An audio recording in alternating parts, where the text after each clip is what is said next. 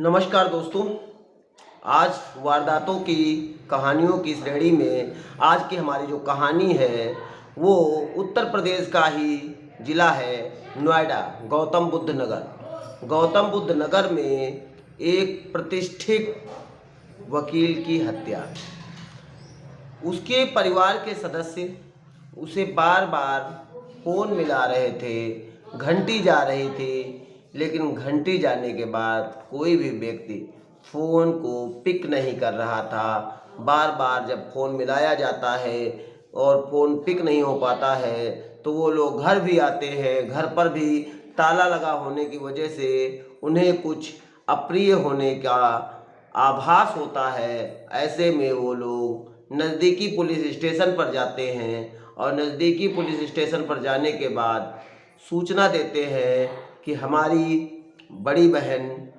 का कहीं बार बार फ़ोन मिलाया जा रहा है, उनका कुछ पता नहीं चल रहा है, मुझे कुछ अप्रिय लग रहा है, कहीं ना कहीं कुछ तो अप्रिय हुआ है। ऐसे में पुलिस को लेकर वो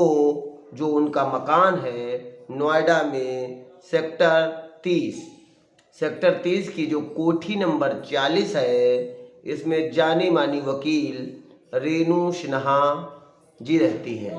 वो मेरी बहन है, मैं बार बार उनका फ़ोन मिलाता हूँ। पुलिस कोठी नंबर 40 सेक्टर 30 पहुँचती है तो देखती क्या है, बाहर से गेट बंद है, ताला लगा हुआ है।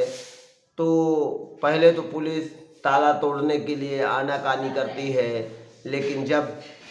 उसके रिश्तेदार, उसके परिवार के लोग ये कहते हैं कि मैं व्यवस्था करके लाता हूँ, तो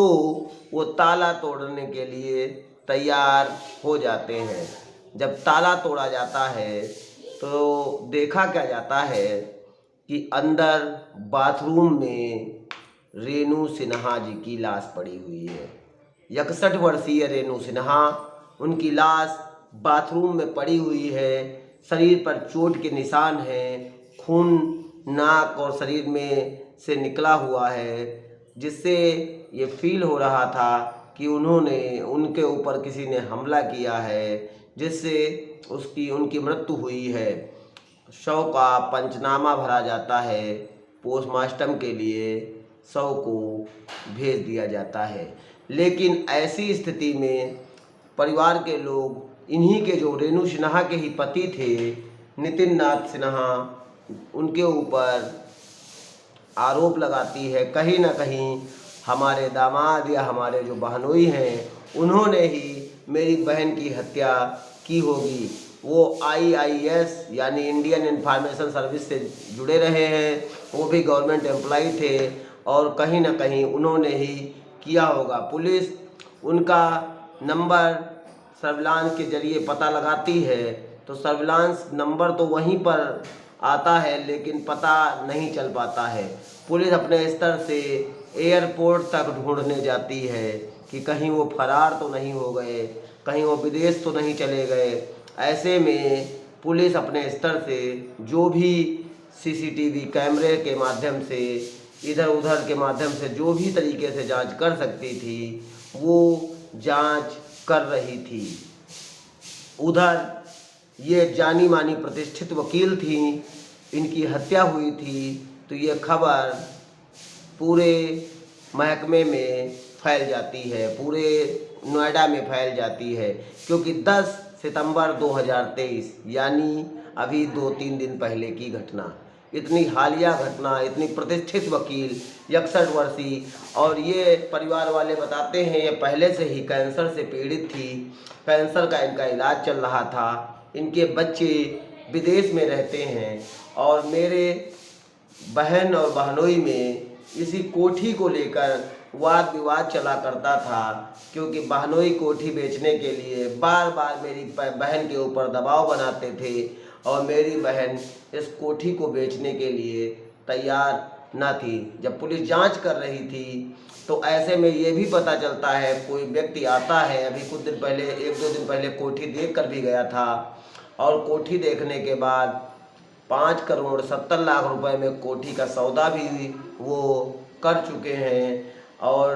उसको पूरा कोठी दिखाई, लेकिन ये बाथरूम नहीं दिखाया, क्योंकि बाथरूम में उन्होंने बताया था मेरी पत्नी कैंसर पीड़ित है, इन्फेक्शन हो सकता है, इसलिए आप उस बाथरूम की तरफ मत जाइए। पुलिस जब ढूंढ ही रही थी, ऐसे में जब पता नहीं चलता है, तो 8 घंटे बाद नितिन नाथ सिन्हा उसी घर में जहाँ पर लाश बरामद हुई थी, उसी लाश से ऊपर का जो एक कमरा है, जिसको इन्होंने स्टोर रूम में तब्दील कर रखा था, स्टोर रूम में ही बैठे थे और सिगरेट पीने के आदी थे। तो सिगरेट, बहुत सी सिगरेटें वहाँ पर पड़ी हुई थी, कॉफ़ी का एक कप रखा था। तो पुलिस से पत्रकार लोग जब पूछते हैं कि 8 घंटे हो गए, आपने, कातिल वहीं पर मौजूद है, आप पूरे लखनऊ में ही ढूंढ रहे हैं और कातिल का पता नहीं लगा पा रहे हैं। ऐसे में वो बताते हैं, मैं सीसीटीवी कैमरा चेक कर रहा था और सीसीटीवी कैमरा चेक करने की वजह से कहीं ना कहीं मुझे लग रहा था अगर कातिल कहीं ना कहीं होगा तो उसमें दायरे में आएगा। जब नहीं आया तो मुझे लगा कहीं ना कहीं है, उसी लिए मैंने फिर से ढूंढने का प्रयास किया और ढूंढने का प्रयास करने के बाद मैं जब रात में फिर से पुलिस घर आई है, घर की पूरी तरह से तलाशी लिया है, तो नितिन नाथ सिन्हा उसी में बरामद होते हैं। जैसा कि अब जब उनसे तहकीकात की जाती है, पूछताछ की जाती है, तो वो ऐसा फील करा रहे थे कि उनको कुछ पता ही नहीं है, क्योंकि वो अपनी सुध बुध खोए और पागलों की हालत में, मानसिक विक्षिप्त रूप की हालत में नज़र आ रहे थे। क्योंकि उन्होंने अपनी पत्नी की हत्या कर तो दी थी, लेकिन उन्हें बहुत अफसोस था, बहुत पछतावा था, बहुत परेशान थे, क्योंकि वो चाहते थे यहाँ से बेच बाज कर विदेश में सेटल हो जाना, जिसके लिए वो बार बार अपनी पत्नी को कहते थे कि ये मकान बेच दिया जाए, हम सभी लोग वहीं रहेंगे और बच्चे भी वहीं रहेंगे, वहीं पर कोई फ्लैट वगैरह ले लिया जाएगा। लेकिन पत्नी के मायके वाले यहाँ रहते थे, यहाँ हाई कोर्ट में इनकी वकालत चलती थी, यहाँ के लोगों से इनके अच्छे टर्म्स थे, अच्छे संबंध थे, व्यवसाय भी अच्छा चल रहा था। अभी कैंसर जैसी गंभीर बीमारी से जूझकर वो उभर पाई थी। तो ऐसी स्थिति में वो अपने देश को, अपने लोगों को छोड़कर नहीं जाना चाहती थी। ऐसी स्थिति में इन दोनों का विवाद हुआ और विवाद के बाद एक प्रतिष्ठित वकील की उसके पति के द्वारा निर्मम तरीके से हत्या कर दी गई। पुलिस ने उनको पकड़कर अरेस्ट किया, उनके बयान लिए और आला कत्ल हथियार बरामद किया और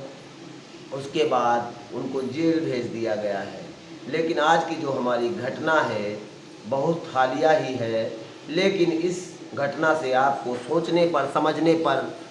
मजबूर हो जाना पड़ेगा कि कोई भी व्यक्ति जब 60 साल की उम्र हो जाती है तो उसे वृद्धावस्था की उम्र कहा जाता है। और ऐसे में पति पत्नी के रिश्ते कितने महत्वपूर्ण हो जाते हैं, क्योंकि तब तो एकाकीपन का जीवन होता है। ऐसे में पत्नी को पति की और पति को पत्नी की बहुत आवश्यकता होती है। ऐसे में कोई पति अपनी पत्नी की हत्या कर दे, ये बहुत ही सोचने वाली स्थिति है। और ऐसा पति